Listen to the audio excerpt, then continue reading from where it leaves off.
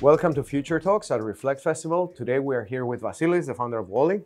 Vasili, welcome. And I'm going to start by asking, how did the idea emerge? Yeah. You moved into a very particular niche, and it's growing.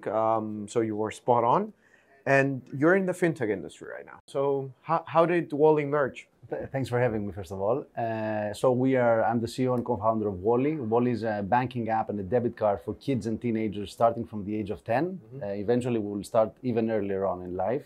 I've been in the digital payments industry since like 2016, so I've been mapping the space since then.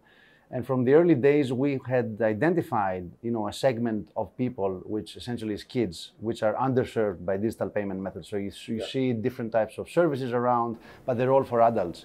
And especially in Europe, there's nothing going on for the kids. Yeah. And at the same time, the big trend is that kids are so digital natives, as we are all discussing right now, that they cannot keep up with spending online without their own money management. So that's how Woli came up.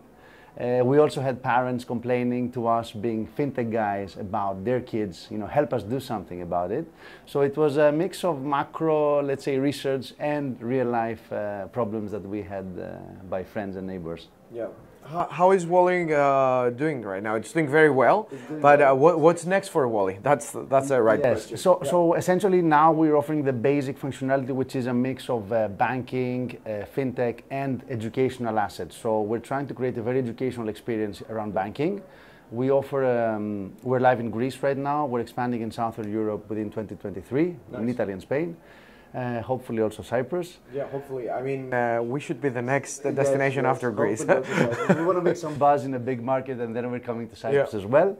And we essentially want to pump up both the two pillars we have. So both financial services, imagine investment for kids, for teenagers, but also building a lot of content of education around money, financial literacy for this generation.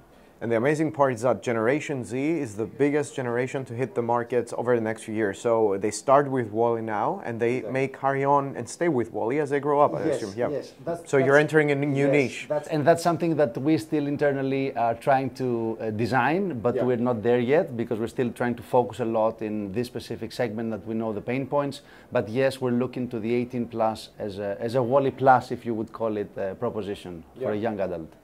The next question is a personal one. So you held senior positions in the fintech industry. You were specialized in product, and then you decided to go and start your own startup. What pushed you or inspired you to do that? I think personally I have a creative spirit that I really want to build things, do things. I'm always in the making, so I have this tendency to create stuff. If I had to say something from this experience, is that it's a totally different game, right? Compared to being in a position in an established company. My 2 cents is that you really need to dig deeper, analyze the market, analyze the pain point you're solving, do a lot of research before jumping in the startup scene, where there are many days that are really tough and hard, and many of us know, you think back in a different way. What would you advise other aspired entrepreneurs or aspired founders who would like to do the same? Yeah, I think that's what I mentioned. You need to prepare a lot, right? Yeah. You need to be prepared that it's a totally different game.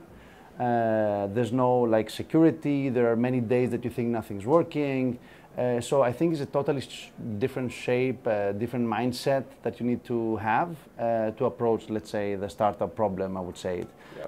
Validate early on what you're trying to do. If it's a B2C product, try to reach out, make some research, make sure you have a product market fit in the first level of the value proposition. If it's a B2B, reach out to companies, make sure what you're building makes sense, that they would switch to you, and then go for it. I would say go for it. So the key takeaway here is go for it. Yeah. Thank you so much for being with us today. It was very insightful. Pleasure. And thank you for watching Future Talks. We will see you at the next episode.